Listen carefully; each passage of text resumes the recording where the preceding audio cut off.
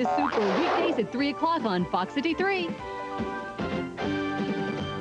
Saturday morning cartoons. By hearing that, you probably think back to your childhood eating a good bowl of sugary cereal and watching your favorite animated TV programs. According to a definition I found on Urban Dictionary, cartoons that ran during Saturday mornings, a stem of nostalgia for many. There are few of these Saturday morning cartoons remaining since the late 2000s. Saturday morning cartoons as we know them today began in the 80s when shows like the Teenage Mutant Ninja Turtles and many others went on the scene. When Nintendo released their first console called the Nintendo Famicom, you might have heard about it, they released a cartoon called Captain N, the Game Master, opening the floodgates for many video game cartoons that would come after it. A common trend regarding these early video game cartoons was that they were oftentimes extremely cheesy, tried to shove morals down your throat, and were often loosely inspired by the games they were based on. Now there are many examples of this, but I'm just gonna show you one. Something like that, Blubberbutt? Hey, don't you ever call me that! When I was a kid, 8, 9 years old, I was fat. I don't mean just a little pudgy either. I'm talking fat, like the fattest kid in school.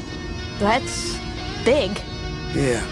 Yes, this was an actual thing. I'm not making this shit up, dudes. Fast forward to 2017, and sure, there's the occasional cartoon that's video game inspired, but we don't really see cartoons that are directly based on a video game franchise. Now, why is that? I was born in 1998, so I grew up in a time where, sure, video game cartoons were still around, but in much less quantities. Since video gaming and animation are two of my favorite things, I figured it'd be fun to make a series dedicated to looking at these video game cartoons to see if they're any good. I'll mostly be talking about the cartoons and the occasional movie that came out in the 80s to mid-2000s. However, if there's anything new out there that catches my eye, I'll most likely be talking about it. I'm Rexcellent, and in this episode, we'll be talking about my favorite video game cartoon of all time, Earthworm Jim. Let's get groovy. Earthworm Jim! A hero for all time! Earthworm Jim! 2, 3, 4, Groovy! We join our hero Earthworm Jim and his faithful sidekick Peter Puppy as they dangle from a cliff on the planet of unusually tall things. As the show's narrator informs us, we find Jim and Peter dangling off a ledge. I guess you could say they're in quite a pickle. Professor Monkey Forehead, yes, don't even ask how it's scientifically possible because I have no idea, moves in for the attack using his Fearsome Spoctronic Proto-Bluntifier. I've listened to this clip several times and I still have no idea what it's called. Earthworm Jim! Prepare to be flame broiled on the barbecue of my terrible vengeance! Quit it, will you? I am trying to look menacing! NANI? お前はもう死んでいる。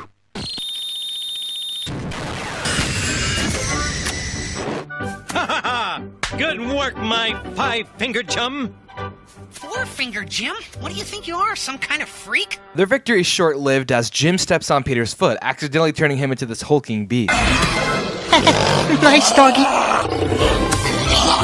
Professor Monkey Forehead takes this opportunity to escape. I'd really appreciate it if we could cut to the title sequence now. All right, you've got it, pal. Eat dirt, Psychro! Miss! It's Earthworm Jim blasting his archenemy Psychro. Uh-oh, when Peter Puppy gets mad, he turns into... But first a word about Earthworm Jim 2 video game. It's out there! Bouncing puppies, falling grandmas, hungry antheads, and some really weird stuff, too. It's like the worm says. Groovy! Earthworm Jim 2 video game. Back to Peter Puppy. I'm out of here. His rage has transformed him into monstrous Peter Puppy, uncontrollably smashing the nearest thing, which happens to be Psychro. Earthworm Jim figures in video game. I can't help it, Jim. When I get hurt or scared or angry, I turn into a monster. It turns out Jim is tired of Peter giving their opponents plenty of opportunities to escape and wants to look for a new sidekick. That's like Professor Juice kicking Liam out of Buddy Games in the first episode they ever uploaded. As if I obviously carry the show. Should be nothing without me. Holy shit, it's Liam from Buddy Games, who happens to be one of my subscribers, by the way. Thank you. What are you doing here? A combination of boredom and you asking me to, really. Okay, so where's Rosie? For fuck's sake, I'm basically the equivalent of Luigi, aren't I? Yeah, pretty much. I understand. You're saying I'm a worthless lump of gunk, garbage, filth, cesspool scrapings. Great then, so long as you understand. Meanwhile, on the evil planet Insectica, Psychro, Scourge of the Spaceways, has been summoned before the despicable queen, pulsating, bloated, festering, sweaty, pus-filled mouth. Oh, it's disgusting. What is that? Is that rancid? Queen pulsating, bloated, festering, sweaty, pus-filled, malformed slug for her butt hires Psychro to kidnap Princess What's-Her-Name to ransom Jim for his supersuit. Yeah, if you didn't know, Psychro was actually hired to deliver the suit to her, but accidentally dropped it, and we all know what happened as a result. I accept your assignment, Queen. Pulsating, bloated, festering, sweaty, pus-filled, malformed slug for a butt. Rest assured, Princess What's-Her-Name is as good as captured! As Jim reads the ransom note, Peter proceeds to try extra hard to stay on his good side. Blast! If only I had a clue as to her location. P.S. Don't even think about rescuing her. She is in the one place even you wouldn't dare to go. Of course! He must mean the swamp of appalling peril! Color me there. You'll have to stay behind, Peter. But here's something to cheer you up. It's every dog's favorite. A huge pile of reeking garbage! There are so many little moments in this show that I just love. Jim flies to what is basically the superhero equivalent to Goodwill, called Hero Hut, and looks at what they have to offer. Xantor, master of... Xantor, why ain't you wearing your tights? It's gone all pooty, stinky, you see. What did he say? It got all pooty, stinky, you see. Put that on a fucking shirt, my god, that's beautiful. I mean, I wasn't sure what to expect with a face like that, but... Man. After a quick scene where Princess What's-Her-Name breaks out of her shackles, we find Jim and A Shadow walking through the swamp. Guess what his power is? Come on, I bet you can't. Shadow puppets? Yeah, shadow puppets. A few moments later, they're stopped suddenly by a group of alligators. Alright, A Shadow, this is your time to shine. Don't let us down. Here's your chance to show me what you can do!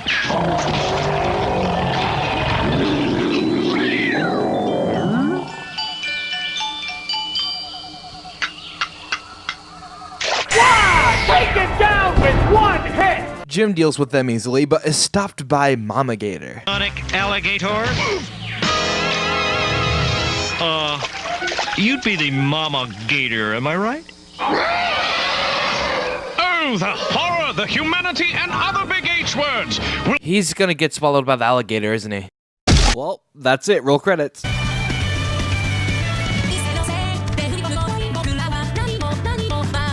For the sake of trimming this video, we're just going to skip this scene here. But for those of you who are curious, there's a segment in between each episode that centers around one of the main villains. Depressed over being replaced, Peter, feeling useless, shares his feelings with Snot in one of the most interesting ways. I'll just let you have a look. Dance!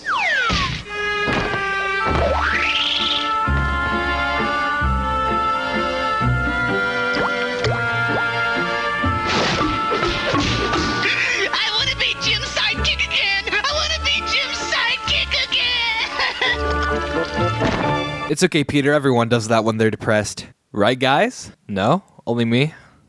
Okay. Jim frees himself from the Mama Gator's stomach, breaks into the tower, but sadly, the princess is in another castle. Well, hey there, baby. I've come to rescue you. Holy shit!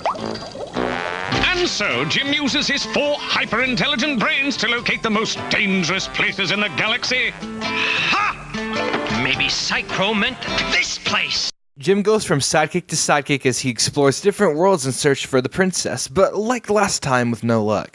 Meanwhile, Peter has reached an important decision. This one definitely tastes more like butter. Not that decision! Oh, right. Sorry. I've got to prove to Jim that he needs me, no matter what it takes. Well, this is the first time I've seen the kidnapper afraid of the person they've kidnapped. The princess molds Psychro into a ball, throwing him into what turns out to be one of his machines called the... Skeleton! Then tosses her into a safe. Yeah, this is totally going to work considering she easily broke out of her steel shackles. I mean, what could possibly go wrong with this plan? The pit of unimaginable fear? No. The cavern of flesh-ripping weasels? No. Detroit? No. Come on, please! Jim deduces the location and Peter sneaks onto the ship.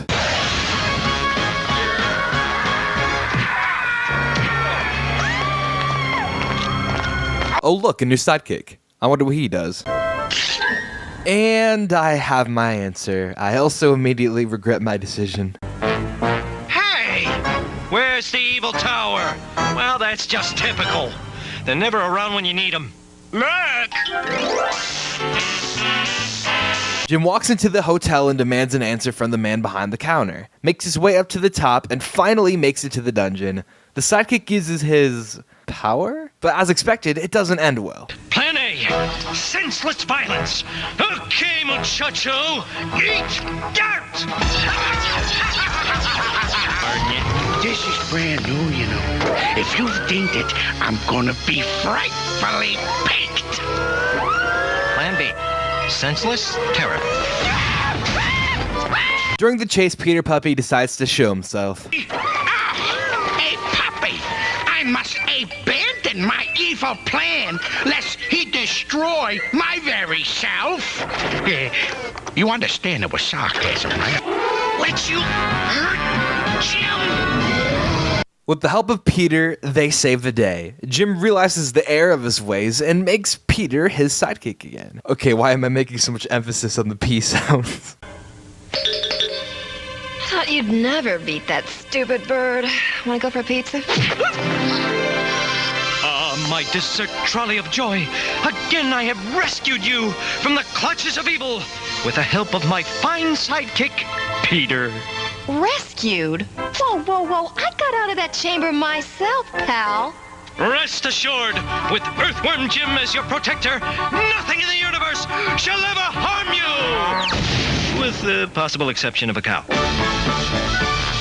And with that lovely scene, the episode comes to a close. Alright, so let's get into what I think about the show. Earthworm Jim, in my opinion, is the perfect example of a video game cartoon done right. Not once did they do any of the things that plagued the cartoons before it. When they set out to create this show, they were aiming to make a show that stayed 100% true to the video game, and it shows. There are a lot of things from the game that they added to the show, such as Peter's ability to transform when hurt or angered. Not only that, but the characters that seemed somewhat one-dimensional in the game are given more character in the show, making them somewhat less one-dimensional. Princess What's-Her-Name continues to have her character develop as the show goes on, as you probably imagine, since she's one of the main characters of the show. And there aren't really many things that I dislike about the show. Jim is over the top in the most wonderful ways. Princess What's-Her-Name started out as a parody on common damsel in distress type characters and became a true badass who is often the neutral one of the group that Jim can depend on in times of need. I am also in love with her design. She's really cute. And Peter, he's Peter. And I love him. Overall, Earthworm Jim is a good show that continues to get more entertaining and just wacky as the show goes on. I give this show 5 earthworms out of 5. And remember, kids, don't do drugs or you'll go to hell before you die. And I'll see you in a brand new video. Bye-bye.